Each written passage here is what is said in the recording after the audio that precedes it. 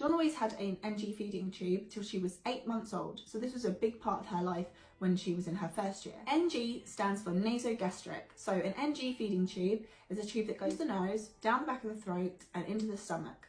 This allows the baby to be fed without having reflux and without them tiring out.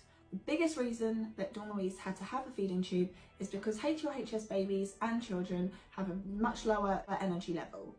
Their heart is working twice as hard as it would normally because it only has the weaker side to pump the blood. So things like exercise, talking, eating, drinking, these are all extremely tiring for a child with this condition. It's so tiring, in fact, that Dawn Louise didn't finish her first 100ml bottle of milk till she was 6 months old. It was a long, very slow process. She got her NG tube fitted before I even met her, so prior to 36 hours old, and we didn't get rid of it until she was 8 months old. So I'm just going to quickly explain how an NG tube is fitted and how it is used. So I was not trained to fit an NG tube. Some parents are. I was not, and that is purely because our hospital just don't allow it. So instead it has to be done at the hospital by a trained nurse or doctor.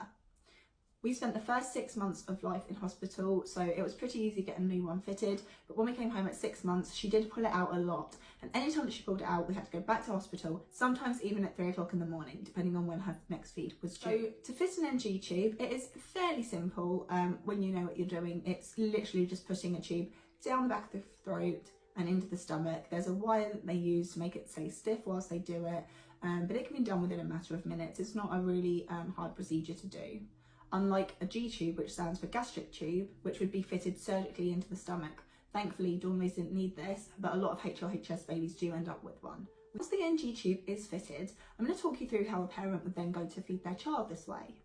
So the first thing that we would have to do is pick up the end of the NG tube. These are very long, so they're normally threaded over the ear and down the back of their clothes to stop them pulling it out.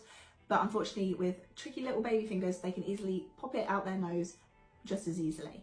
So it's a very long tube, so we first find the end of it, and then there's a little cap at the end. You unscrew it, and then you take a 5ml syringe.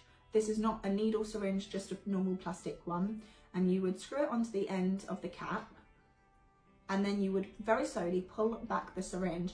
This would take stomach acid from inside the belly and pull it up through the tube into the syringe. And then the next thing that we do, pH paper. And then we were able to spray on the stomach acid onto the pH paper and it would change colour.